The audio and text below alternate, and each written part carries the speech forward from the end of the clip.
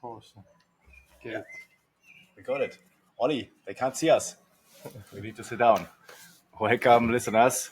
Hello. To the Biophilia podcast. Today we have a guest here, and if you miss Lars, he's with us with his heart, but he can't join us in person today. He has internet problems, and kind of that matches to our topic today. We have a guest here, as I mentioned, it's Olle, and Olle is an EMF expert, as you can maybe already imagine when you see all the stuff on the table. And before we go into the topic, so we already have another episode with Anthony Smith about the topic EMF. Today we're going to be a bit more practical. As you can see, we do some experiments so that you can really learn how to mitigate non-native EMF in your environment, in your home, and how that works, Olle will explain. But first, Olle, please introduce yourself. Who are you? Why are you here in El Salvador? What brought you to this topic? Yeah, my journey started rather 18 years ago when I was 22 years old. And I got this skin inflammation that started and stayed. So I went to doctors. I got a lot of prescription medicine, but it didn't help. So after 6 years, I started looking around to see is there any other solutions to cure my health. And I learned that there is alternative medicine. So I was interested to understand what is it all about. And this rabbit hole just started to, spread.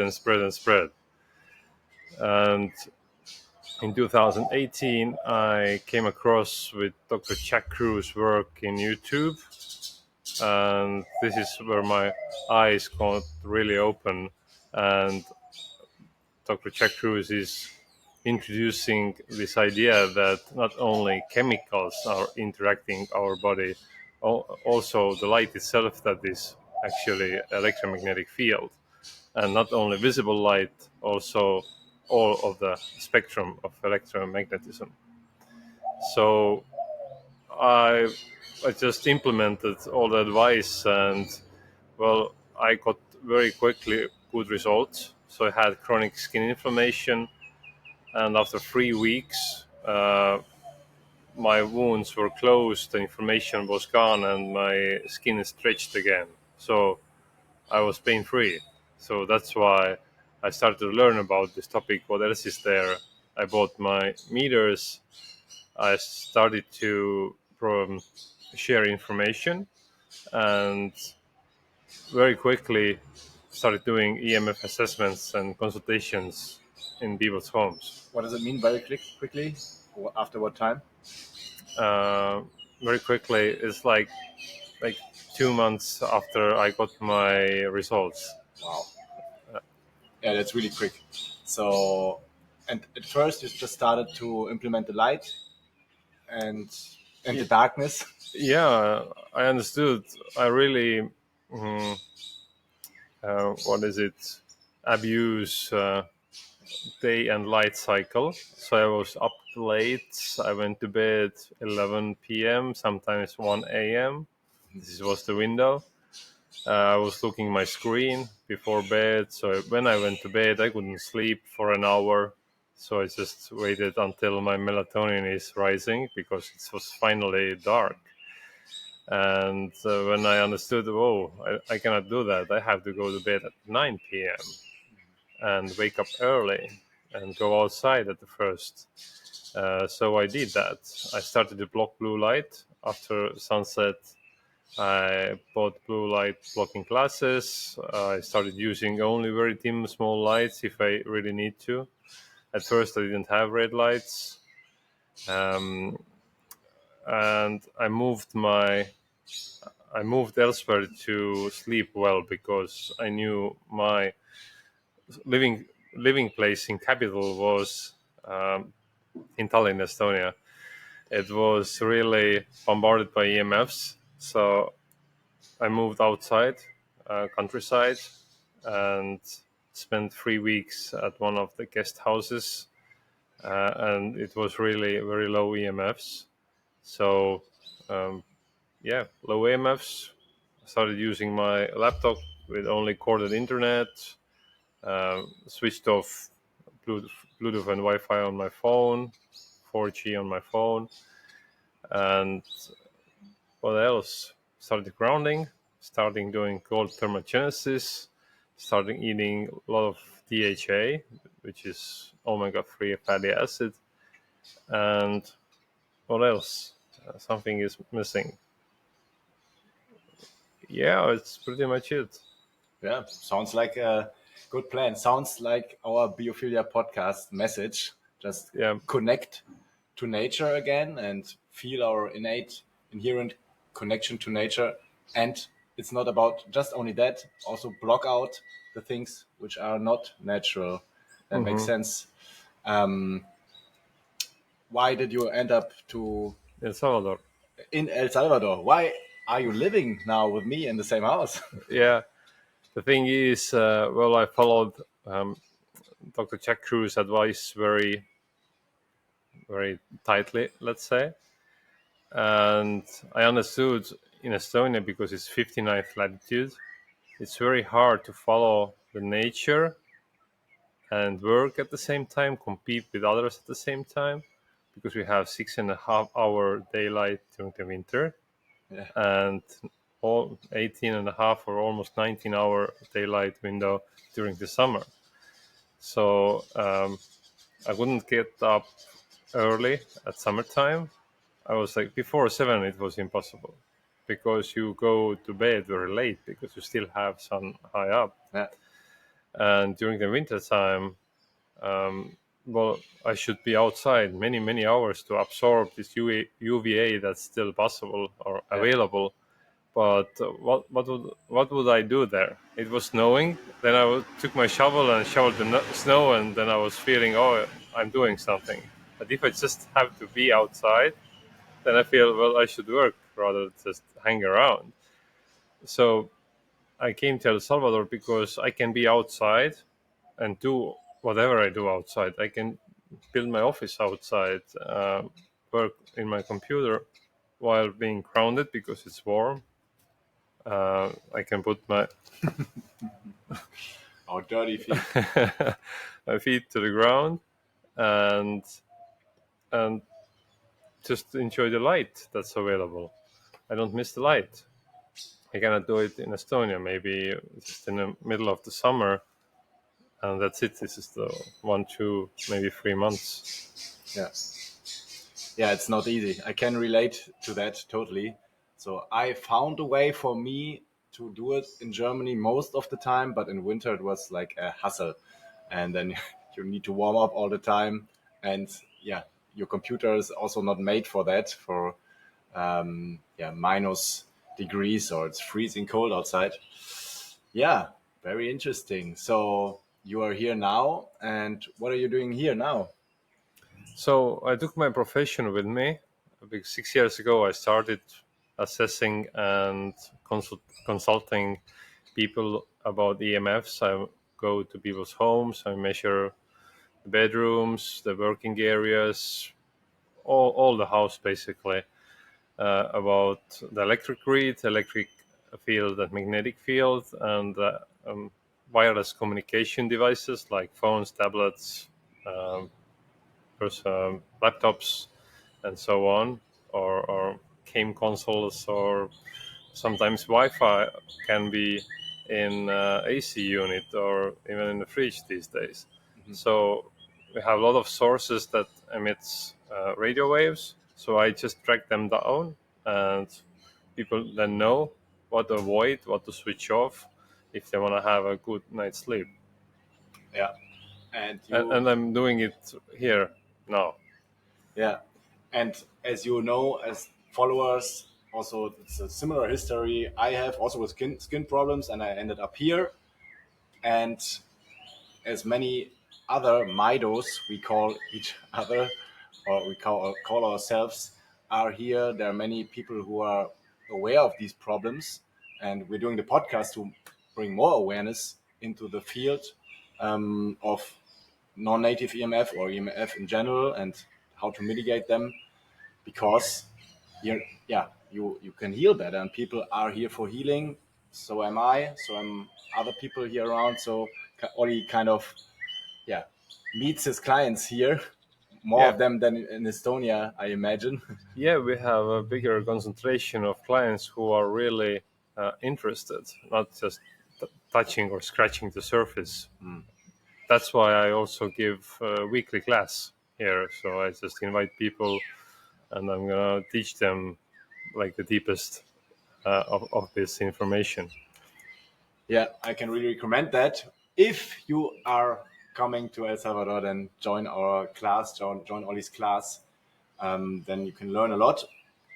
But speaking of learning a lot and a class and experiments, let's just go into some experiments that people can see how non-native EMF can be mitigated. So again, if you want to learn more about what is EMF actually, or non-native EMF, then go back to our first episode with Anthony Smith.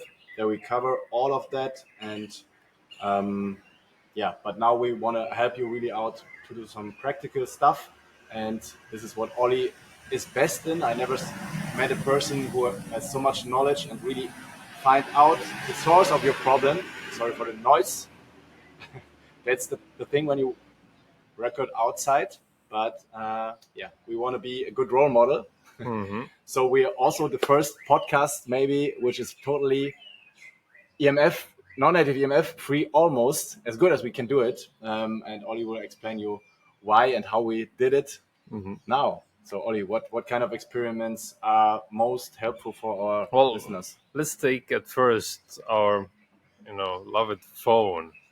People usually know that, oh yeah, we have Wi-Fi and cell tower signals, and coming out of it, this is the EMF we have to avoid. But actually we have 5 different emitting sources in a phone, and some of them are relay. So let's go through all those 5. So we already know the Bluetooth, Wi-Fi, the 2 5G signals, and NFC is this wireless communication. So this is the only one part. So you can switch all of them off. If you put your phone to airplane mode, they should go off, but always double check. Sometimes some of it is still on. It might be on. So the second thing is touchscreen. So we just poke our finger to the screen and dial this app or this key, this letter. So it has low frequency electric field around it. And I'm going to demonstrate it right away. Can I please put your screen on? Yes. I have this German-made meter, E-field meter here. The meter is maxing out if it's very close. And you can hear it, yeah. Yeah. So, and if the screen is off, we have another one here close by. It's a tablet. Also, touchscreen is active. But if the screen is off, then it's not active as the phone. But the phone is not always like that. You have to go to the settings and switch off the tap or swipe to open feature. Yeah, which I already did because I'm living with Ollie, and he showed me and several other people already again and again. Yeah, if you have iPhone, then you have to go to accessibility, touch, and then you already have the feature there, swipe or swipe or tap to open. So it means you cannot open the screen with just tapping your finger on a screen. Yeah. And because the phone is waiting your tap, it's constantly putting out radiation. And if your phone is even on airplane mode in your pocket, it's still giving the E-field to your body. So it's not good. And we cannot be as comfortable. We have the button, just push the power button and the screen is on. It's just as simple. So this is one we can get rid of while the screen is off. While it's on, we still, we have to ground ourselves, then we can escape it. We can escape the radiation of the screen? Yeah, because it's E field, electric field. Yeah. So the Earth is DC. It always has this slightly negative, um, non-fluctuating, steady field, and we are accustomed to be in contact with it. So if we put our naked feet to the ground, we make the connection, and now the ground is rising above our head. So we push away every alternating current that is trying to make our body shaky.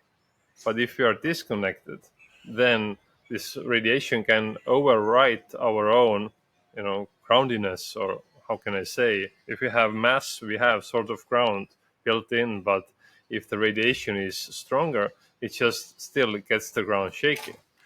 So when I sit here, Ollie, like now, you can't see it. I have my feet on the ground, but when I do this, I'm disconnected. I'm disconnected. And But then, actually, I can measure your body. Yeah. Let's see. We probably get some radiation from the ceiling. Yeah. And it should exist. So my feet are on the ground. I can measure my body. There is no signal. But if you lift your legs up, and Little workout here. yeah, and there is signal. So Bene is already absorbing some of the E field that is around to his body, but I am not, because I'm grounded, and now Bene is also grounded. So both of us, we are repelling this signal. It's not strong, but it's present. And if you're not grounded, wearing shoes, for example, then you just absorb it in. Okay. And we call it biophilia. It's just our inherent thing, what we always had, the connection to the ground, which is part of nature. You are. Yep. So, yeah, maybe we can touch this myth that is associated with grounding. So, if we ground, we don't draw the electricity to the ground. Instead of, we push it away. The field, the electric field, from voltage. So, electric field comes from voltage, and the magnetic field comes from amperage. So, then you know what part is making what field. And E field can be grounded. A magnetic field cannot be grounded, so it doesn't care even if the cable is underground, the field is present on the ground. And let's move to magnetic field then. We have magnetic field on the phone as well, so I'm gonna take another meter. Very quickly, I have to run away. Yeah. And I can add a little thing. This new information. This was really new information for me, because I heard in so many podcasts about the grounding cannot help you directly against radio frequencies, which is true, but nobody was talking about electric fields, and it can actually help you when you ground against some foreign some radiation which is not natural. So So I'm just trying to hold it steady, because while you are measuring magnetic field, the meter has to be steady. So we have here some activity. Now there was more. when you speak, it's more. When I speak, maybe it's recording. I don't know. So if I press the button, so it starts to be active, more active. Yeah. Maybe slower, it's more. So anyway, if I move it away from the phone, like 5 centimeters, then I'm gonna escape. Still coming. Now it's on. The screen is on. Yeah.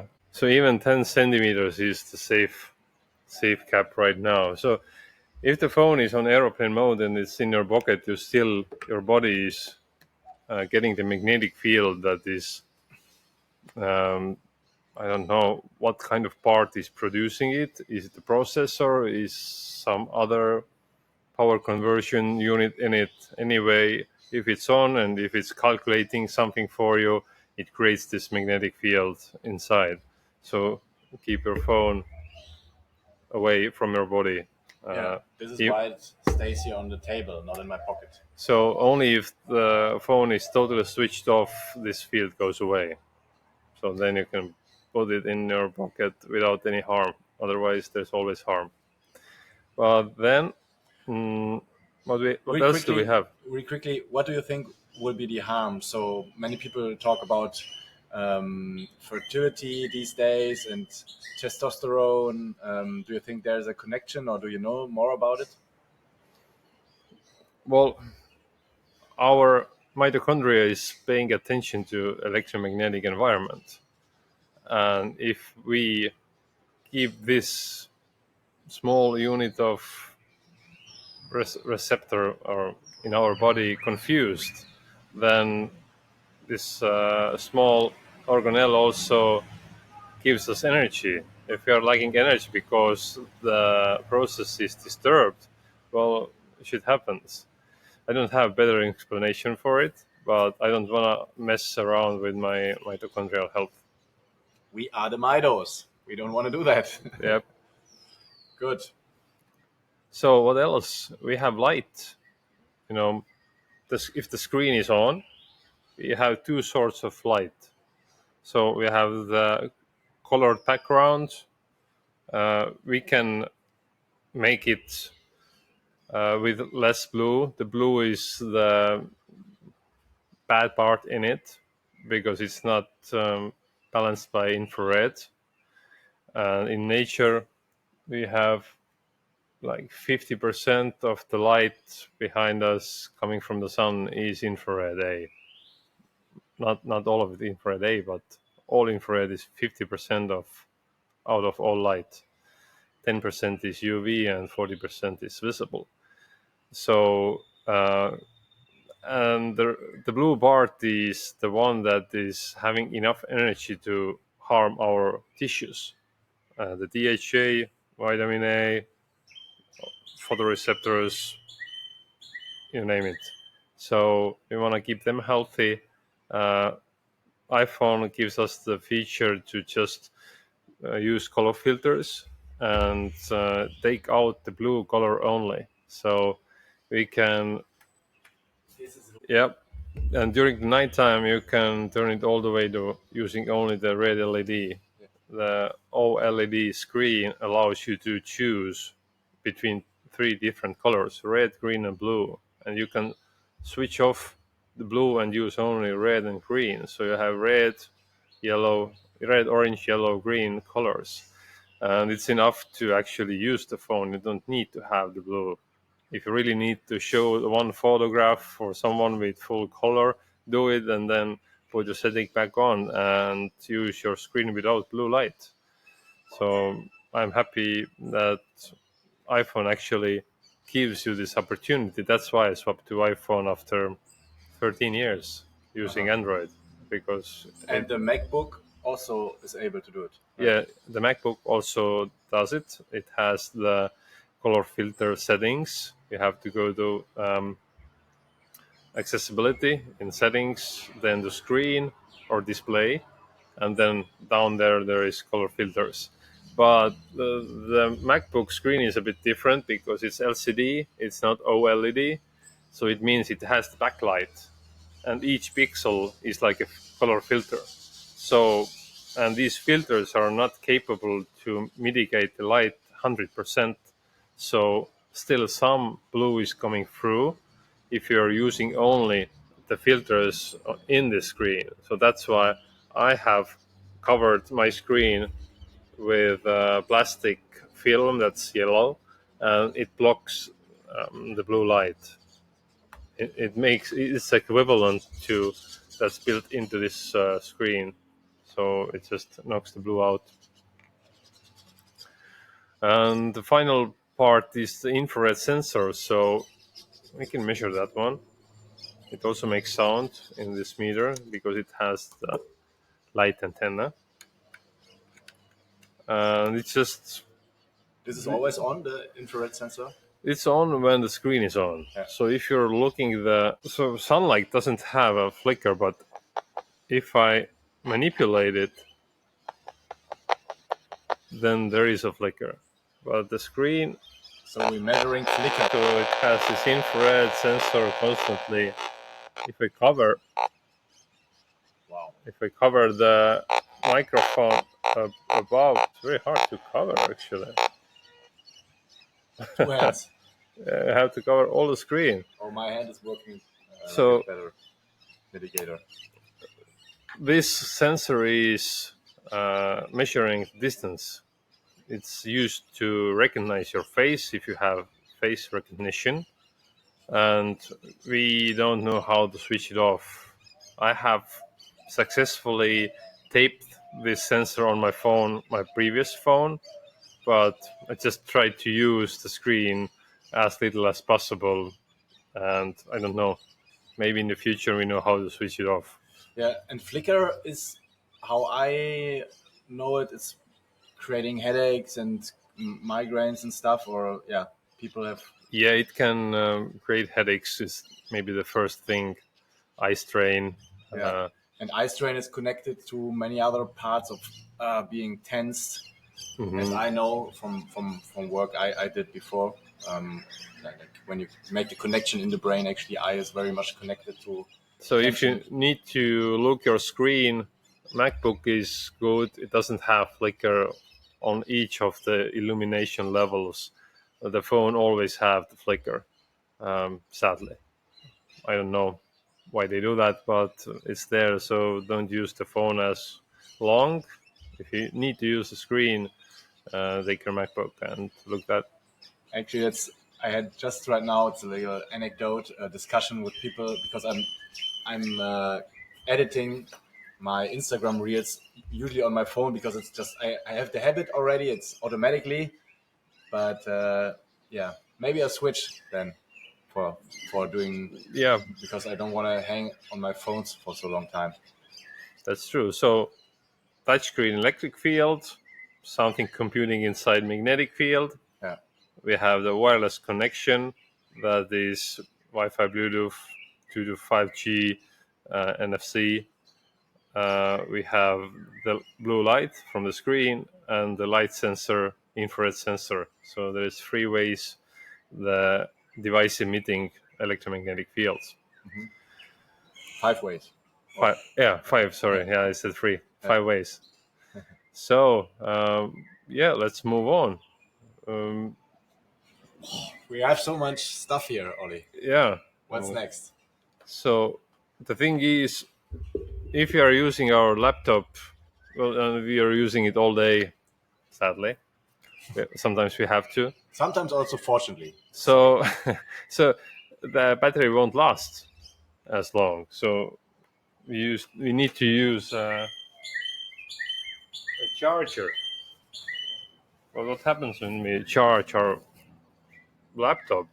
The newer laptops, they often comes with non-grounded chargers, and it creates a huge electric field. Can you stop that with grounding? Yeah, it's possible to mitigate with grounding. So, and if I take the charger away, we have silence, and if it's connected, we have E field. And if I touch it, then let's see how many volts my body is carrying. So I'm gonna open it. I'm gonna lift up my feet while doing that. I'm gonna do it like that. So maybe you can hold that one. Yeah. Show me the reading. The reading. Okay. Right now it's not giving us as much as it usually gives. It's only giving us almost 0.2 volts.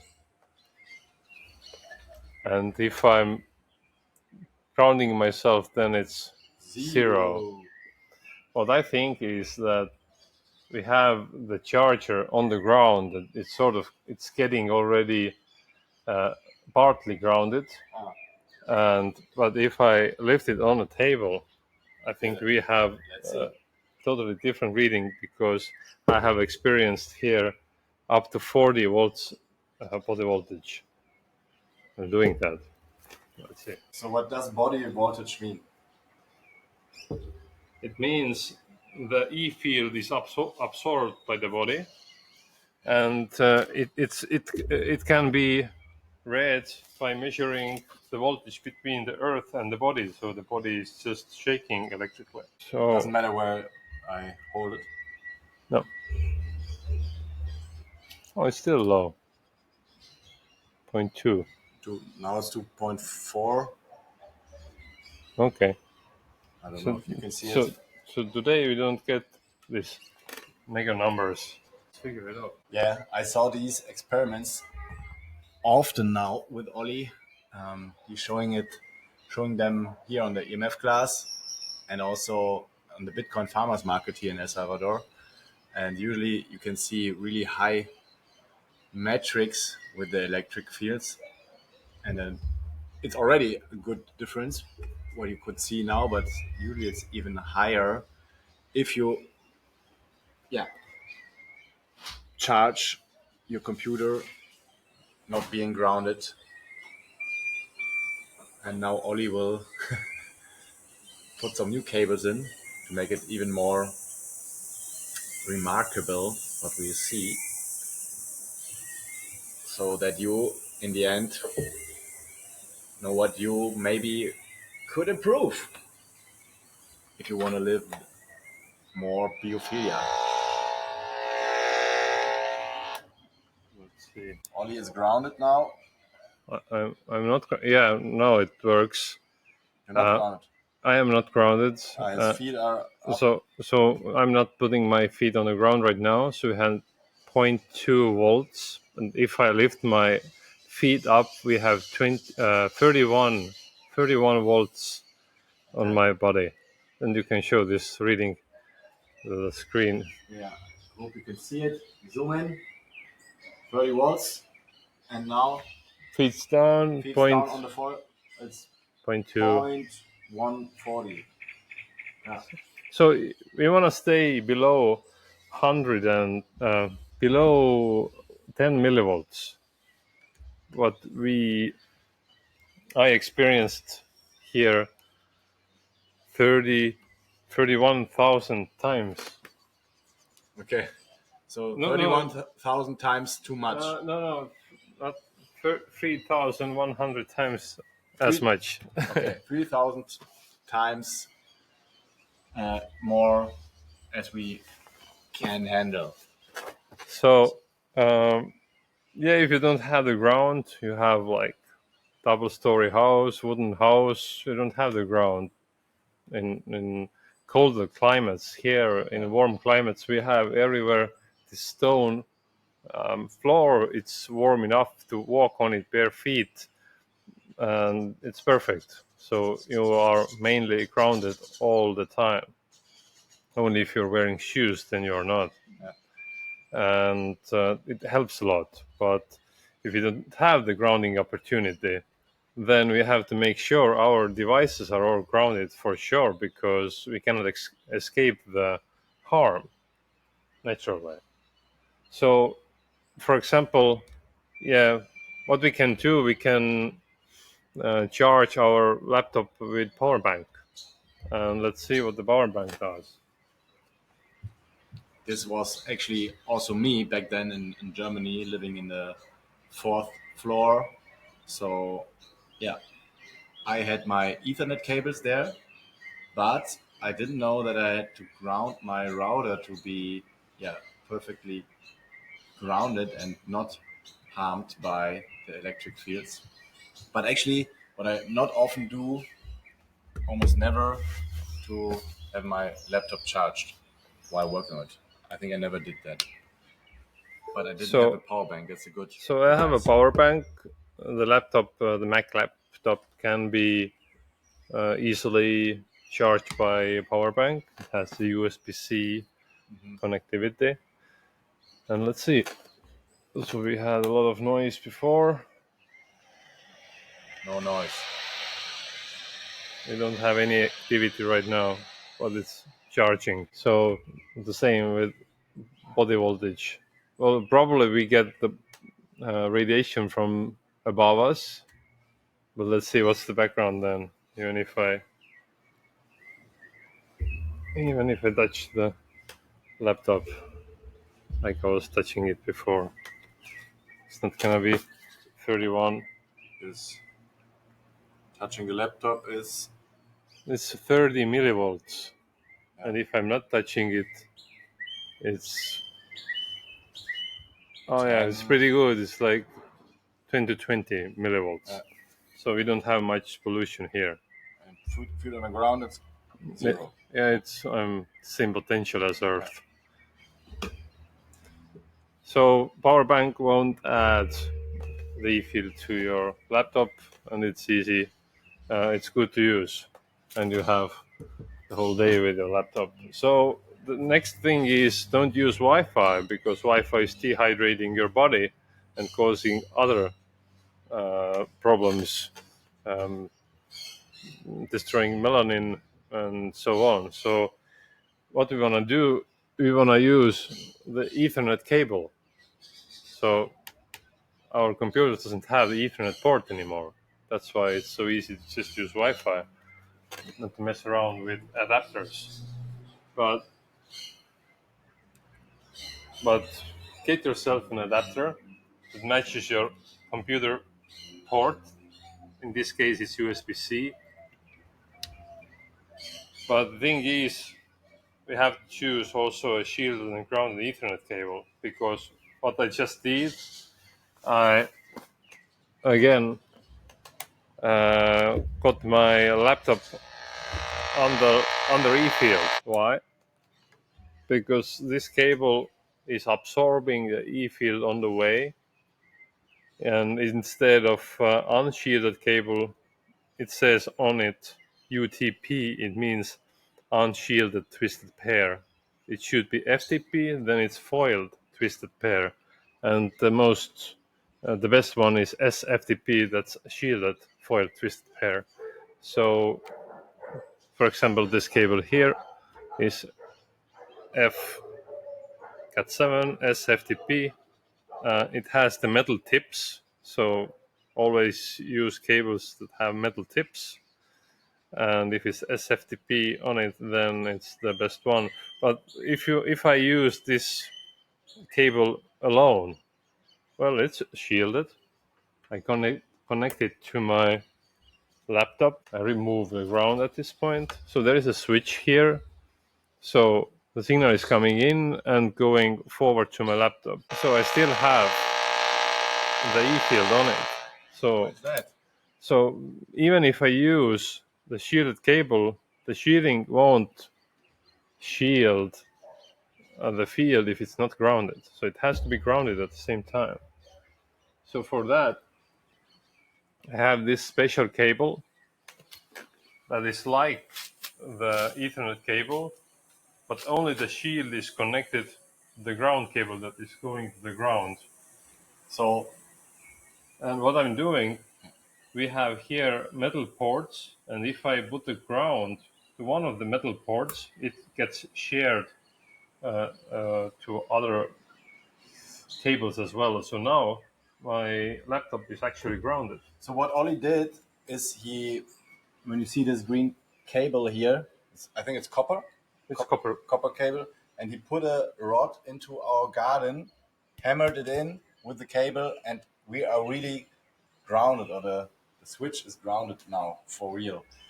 Yeah, there's also already kind of a question: what do you do when you live in the 20th floor of an apartment building? Well, then you don't get as good ground, but it's still better to ground than not to ground. And then what do you recommend? To put the cable out of the window? Well, if that is possible, that's the better option. Yeah. But if it's not possible, then just use. This is also self-made cable. Actually, it's an Ethernet cable, and the other end is just the plug that goes to electrical outlet. Yeah. And only the ground is connected to this metal part here. So we got that to the wall and that to the switch, and it gives the ground to these ports, because those switches, they only get the adapter in where the power is delivered, but the adapter won't provide the ground to the switches. So that's why they always come ungrounded, and they don't ground your device then. So let's see. Right now it is grounded, and again we don't have no noise. I'm gonna remove the ground and let's see the difference, and put it back, take it away, put it back. I didn't know that before. I didn't ground my router back then in Germany. What was good, I was standing outside in the garden with a 60-meter Ethernet cable running through my bathroom window. Everybody thought I was crazy, but I was standing there barefoot, even in winter sometimes. So Yeah, but the thing is, usually you can't ground yourself when you're in your apartment in the fourth floor, and then you should use this option. it becomes complicated because, well, if you don't have the option to ground straight to the ground, you have to use the ground that's available in your electrical outlet if it's even there. Sometimes old houses have only the old system that doesn't have ground at all in the electrical outlet. So, but even if it's a new house built by the standards, we have 5 different ways to connect the ground to the system. So only one is good for mitigating E field. So it's called TT grounding system. We usually use TNCS, and if it's the old system without ground, then it's TNC. What does that mean? Well, T stands for terra. It means ground. Yeah. So the first T it means in substation the system is grounded. So N is neutral. So the neutral is coming now, and C is combined. So it carries the properties of neutral and the ground. Mm-hmm. And if it enters to the house and you have DNCS system, then it separates to the neutral and to the ground. But again, if it's separating, it's the same thing. And if the neutral goes back to the substation and is part of the winding, so it never stay clean. Yeah. It always carries some voltage on it. It just cannot. So it's not the real ground. So it's real ground is separated from the electric grid, and this is what we have done here. And this is what TT system stands for. Ground for the winding in substation or earth, terra. A terra for the ground system inside the house, and they never touch. They are always separate. So it's possible to build your house that way, and it's like, for me, no-brainer to use it. It's just there is no other option. Just use it, and it's much cleaner. Yeah. So what would you recommend for people to how to work on your computer now? If we summarize it, ground your router somehow. The router is very hard to ground. Usually a router comes with plastic ports. Yeah. So put the switch, metal ported switch next to the router, run one cable to the router, you get the signal in, and then follow with shielded Ethernet cables, and just figure out the way to buy or to manufacture yourself the grounding cable that is actually grounding the switch, and then you're good. So grounding the router is not the bad thing to do. It's well, better to switch. Yeah, because your shielding part of the Ethernet cable won't be in contact with the ground. Yeah. The router itself has less fields if you use like USB-A port. I have a cable for it actually. Here again, just a USB cable that is hacked. So other end is replaced with just an outlet block, and it goes to the device, and this one goes to the ground in electrical outlet, and you can ground your TV or even a router. But the router won't give the ground all the way to the device that you are using, because it has plastic ports for Ethernet cables. So then that's why you need couple the router up with a switch that has the metal ports, and it's finally groundable. So yeah, we got rid of Wi-Fi and we installed the Ethernet cable in a way that's actually good for you. Not we don't replace the high frequency with low frequency electric field. Also keep in mind that the adapters that are making the Ethernet cable to USB-C, or in this case USB-A, by design the ground is cut inside. So this model, that is Lenovo ThinkPads 3.0 gigabit Ethernet adapter, available in Amazon. It can be opened and it can be soldered together so the both ends then are connected. And actually, the pure or solid crown enters to your device. It's not, cut here, and it's still. Why is that made by design? It's because if you have two houses next to each other, and it's connected with the Ethernet, so you can create ground loop, because all of the houses, they have their own power supply coming from the substation. So there's gonna be a neutral ground disconnection or separation here, and neutral ground separation here. And if you put those grounds together, actually part of the neutral can flow back from another house, and it's called ground loop. And is it harmful, or? Well, it creates higher magnetic fields. So they want to avoid that. So at least maybe they have something else as well, which I don't know. Yeah. But this is part that I have figured out. Okay. But it's rarely happens, because you usually get these days Ethernet in via optical cable, so there is no possibility of that to happen. And you're using all your internet devices in one electrical system. Yeah. So then it's good to, or safe to, connect it and use it. Yeah.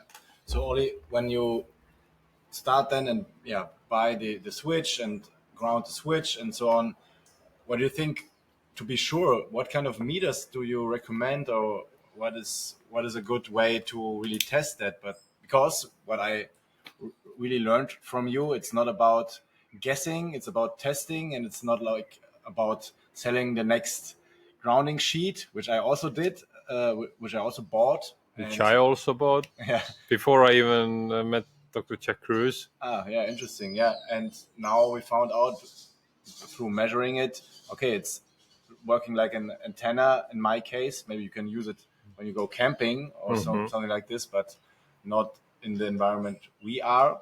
We tested it. If it wouldn't be bad, because we sleep in beds. Bed is away from the ground, so we sleep ungrounded. And well, it's logical and actually good to sleep grounded. That's why the idea is nice. The idea is there, and also if there is a demand, there is supply. So the supply is there. So you have your sheets, you can ground them, but they don't take the responsibility how much voltage is coming to your body while you're using it. They just say the sheet has to be grounded, and you have to ask a professional electrician to do that. But the professional electrician don't know about fields, because it wasn't the topic to really go deep in a school. They don't know how to get rid of the fields, actually. So, and that's why I don't use it, because I don't know how to get rid of it in a noisy environment. I just try to get the noise down as much as possible. And if you're camping, you're in the woods, use your grounding sheet and get like the most beautiful sleep in the nature. Yeah, and how do you measure all that? You had the thing for the grounding, the body voltage meter, and like so many. You can see all the stuff when you're watching the video, what I highly recommend. Not just listening to the audio file, just see what we're doing here. So we have 3 major field areas. We have at first high frequency, that is Wi-Fi, Bluetooth, cellular, TV, radio, satellites, and radars. For that, the Safe and Sound Pro 2 is like a consumer product to use, which is the best that I know. It has very big range, from very small signals up to very high signals. It's very accurate. It has the hold function that gives you the maximum what was, last minute or wherever you turned on the device. It gives you the average reading and the ongoing reading. So, and it's easy to use. Everyone can use it. So for magnetic field, if you want to have for sure 3-axis meter, so the relevant, not relevant, but reasonably accurate is tri-fields magnetic field meter. I don't know much about others. I have seen this in comparison. And for electric field, really there is only one meter that actually is doing the job. And this is this eSmog 5G. It's a German made. And it has also the other antenna that goes here that measures high frequency, like communication. But you can take off this telescopic antenna that is for low frequency electric field, and use this light flicker antenna, and you get like very good features, two good feature out of this device. And it converts the light flicker into sound and the electric field into sound. And this electric field into sound is the key. If you don't only see, for example, the light intensity, now you can see colors as well. And you really understand, is there something on the device that shouldn't be there, or is just my meter showing me random numbers? So that's why there is none like second eSmog yet on the market. Well, yeah, these measurements, it shows you the levels. I don't know how accurate are the levels, but overall, the electric field is the most hard field to measure anyway. So I don't think people get right levels if they measure anyway. So if there is no field, this is what we want. It shows there is no field, and everything that's above it should be mitigated. And what are these other meters here you have? Like the small one? I also have this one. Yeah. So, and give us a price range. So this one is the most capable 3-in-1 meter. It doesn't have a numeric scale, or it doesn't give you a numeric value. It gives you ranges. It measures high frequency, like wireless communication. It measures magnetic field and electric field. And the already new version of it is out. So it's called Mitometer 2.0, Mitometer Euro. It's very tiny, and you can easily it's available in plakes.com.au, the new version, even the old version of it.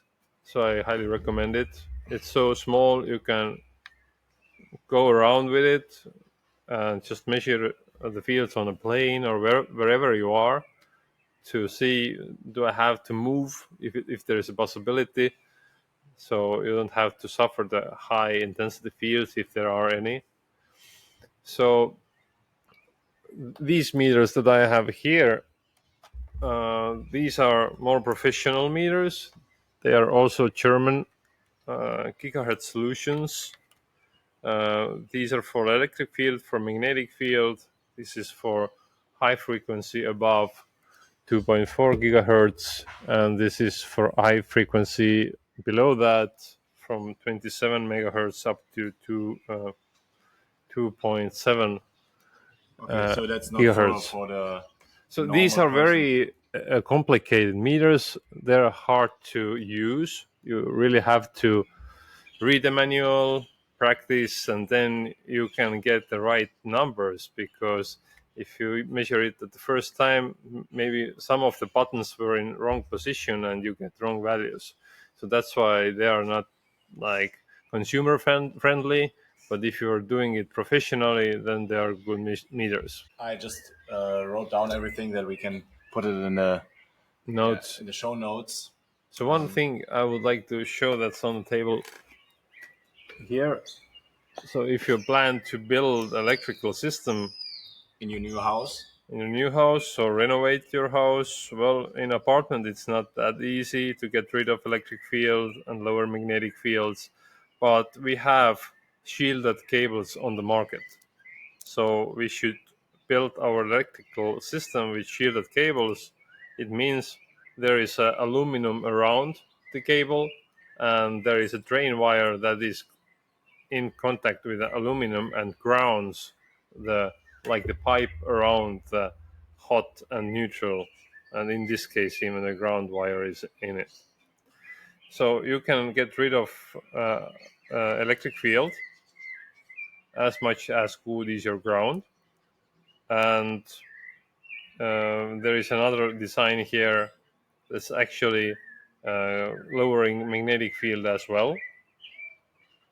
So, but for sure, if you're building a electric grid, use shielded cabling. And also, this is a junction box that goes inside a wall. It has the conductive coating behind, and you can connect the box to the ground, so it won't give electric field to the whatever frame of the sheetrock wall or whatever you have behind it, because the sheetrock wall is metal. It conducts. It should be grounded when you build a new house, but it often is not. But even if you have wooden frame, the wood also conducts not current, but conducts electric field. It's jump conductive to electric field. So wooden houses, the worst are log houses. If they have unshielded cables inside, it's a nightmare. All the walls are under electric field. so maybe that's a good.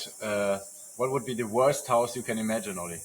Well, one of those houses that are insulated with something conductive, like these new foam insulation boards. They have foil in both sides. They don't ground it. They have all wooden house, or they have like these aerated concrete blocks. They have rebar in it.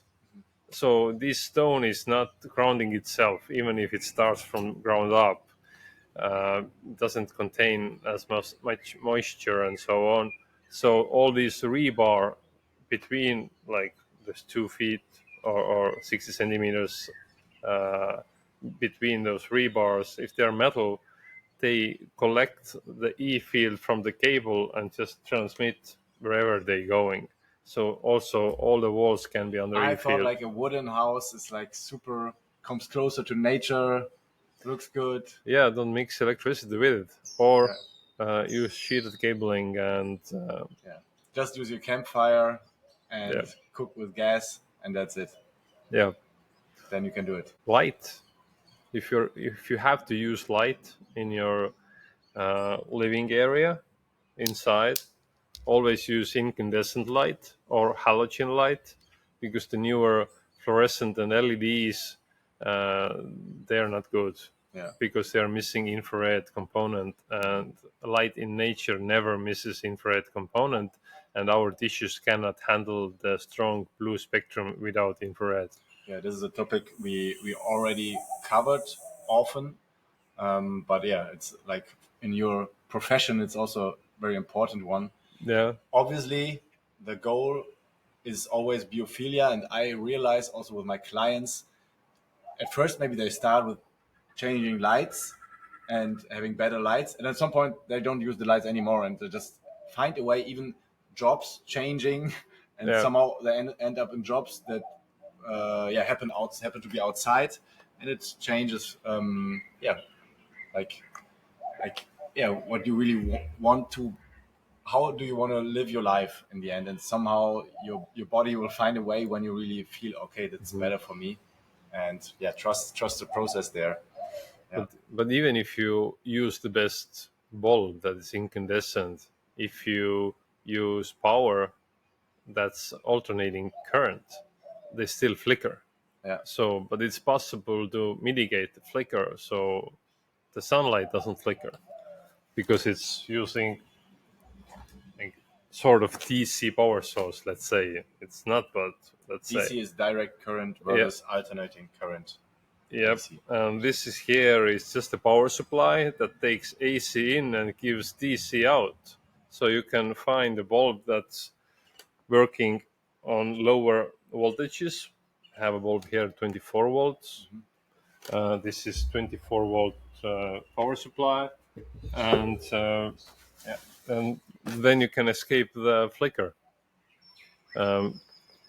Let's see, maybe in the future we have even higher voltage power supplies available. So in US region, we don't have to have different light bulbs at all. We just place this converter, let's say, in between the switch and the light, and all lights inside are without flicker. Yeah, yeah. This was also a topic when we spoke with Anthony Smith, the DC current versus AC, and he mentioned that there is, or he heard about rumors that Germany is building a DC like a system to, how to say, to to bring a Distribute. distribution, yeah, Uh-huh.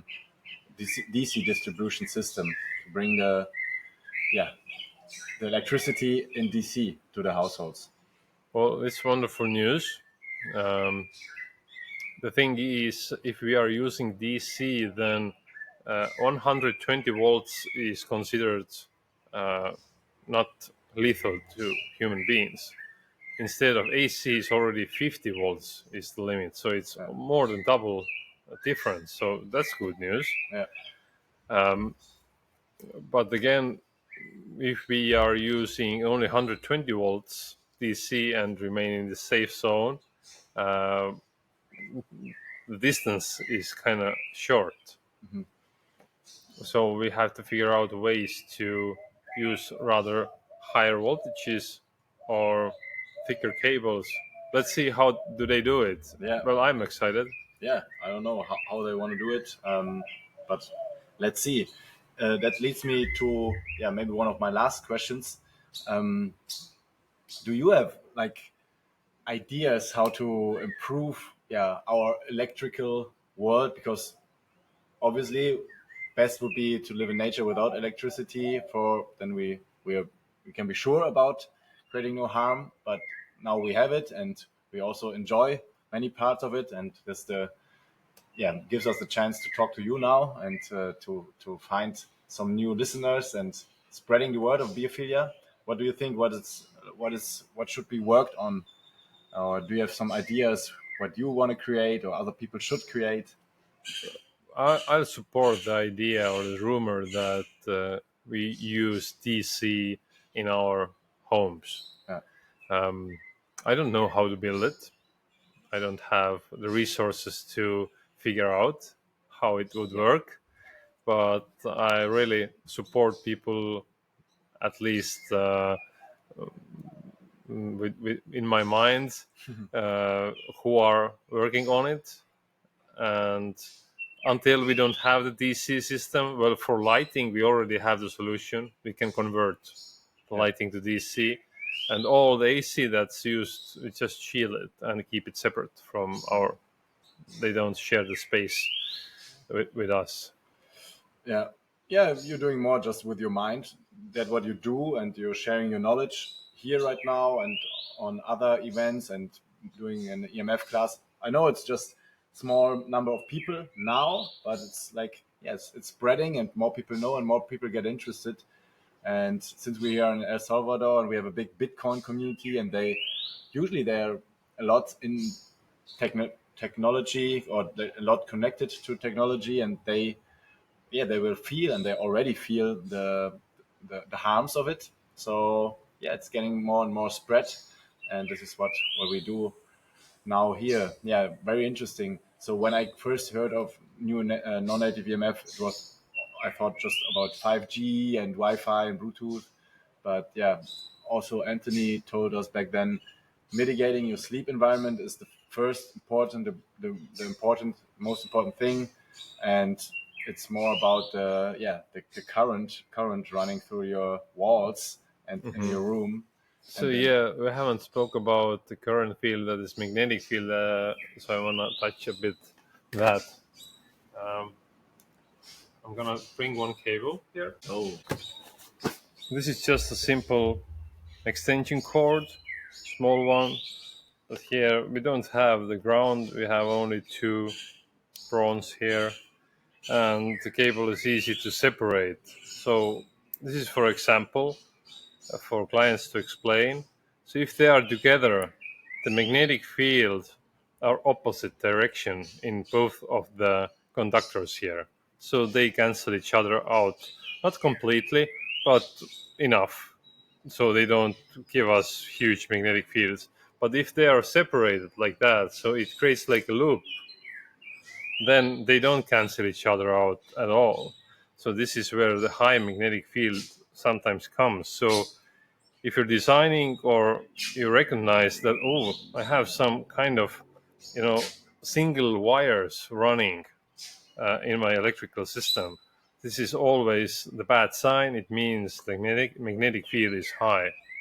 So we have to keep them together. and when we actually turn around, you can't see it right now from your perspective, but Ollie and me, we can see power lines running next to our house and our garden, and it's the same there. They are running three lines, like very far from each other. And Ollie told me already, okay, when you just bring them together to one line. Yeah. So this case here, we have only one high voltage line, one of the phases. And in US, they are using this weird system that the neutral already starts from substation, and it's a bigger substation. It's far behind. The high voltage is 15 kilovolts, but the neutral is already combined with this 15 kilovolts. It doesn't happen in Europe. So, but they are like 3 meters apart. That's why they are creating both the magnetic field and the downstairs cable, the neutral, that is potentially equal to the Earth, is creating more, and it's lower than upstairs one that has more voltage and less amperage on it. So this is a good example where these two lines don't cancel each other out at all. That's why, and because of the high voltage is running like on every street here, we have a lot of magnetic field problems in this Western hemisphere. But in Europe and the other parts of the world, they more have the voltage related problems like E field, because it's double as high. Here we have less voltage related problems like E field, because the voltage is small, but the magnetic field is. Okay, could you then in Europe, because you can cancel out the E field when you ground it, is it possible to, when you just walk bare feet, then it must be canceled out, right? So yeah, but the thing is, our connection with the Earth is limited. Yeah. We cannot, have like copper connection, because we are, skin and some sweat and whatever, stone or grass. That's the other contacts. Yeah. So we don't have like a perfect. We don't make this perfect bond. Yeah. So, but if the E field goes higher, we still get some like disturbance or voltage to our body. So it's better to shield or get away, put away these radiating parts, and just enjoy the clean environment. Yeah, let's do that. Let's get back to biophilia and try also. That's a shame sometimes in the beautiful nature. Then we have these big power lines. Try to avoid that, walking next to them, even in Europe. Ollie, I know you have like so many stuff here. Maybe there's time for another episode at some point when maybe new information is out or new devices are out, even to mitigate more. But I think right now it's a good time to end. It's lots of information, lots to process, lots to learn. Again, also for me, it wasn't like a year ago. I didn't know almost nothing, and now I learn more and more, and I love it to have you here and you repeat it all the time. Mm-hmm. And finally, I'm getting more out of it, and yeah, and I'm doing it. So turning off the screen here. Then, but I have a one last question or a question. Yeah, let the people know where they can find you, maybe online. How can people reach out to you, ask your questions? What do you do? How can you give your work to them? So right now, in English, I have only the WhatsApp group for my class that you can follow. You just have to write me that you want to be following this class, or chat in WhatsApp. I hope I soon have my web page so I can share the information more easily. And I have my email if you want to have like in contact with me. So Yeah. it's just what those details. What is the email? You can say it right now for people who want to write it down, but I will also put it in the. So it's Olle, OLLEKIT @gmail.com. Okay, I will write it down. You can also contact me, so I can contact Ollie. He's staying with me in the same house, so that's also a good option. And yeah, the more stuff you produce now, we did some videos already, also in the group. Yeah, I will also spread the word to my clients. When you work with me, then you kind of also work with Ollie because I'm using his information. And at some point, if you really want to change something in your house, I will also always recommend Ollie to my clients. Then because he's also doing online consultations. Yep. If you're not living in El Salvador, it's a bit problematic. Yeah. Yeah, we cannot meet, but we can still speak. Yeah, and see. And you can learn a lot. Yeah, if you do a video call. All right, good. Ollie, muchas gracias. Gracias, Bene. And then have a great week. See you next time for Biophilia podcast. And I'm climbing through PC. Goodbye.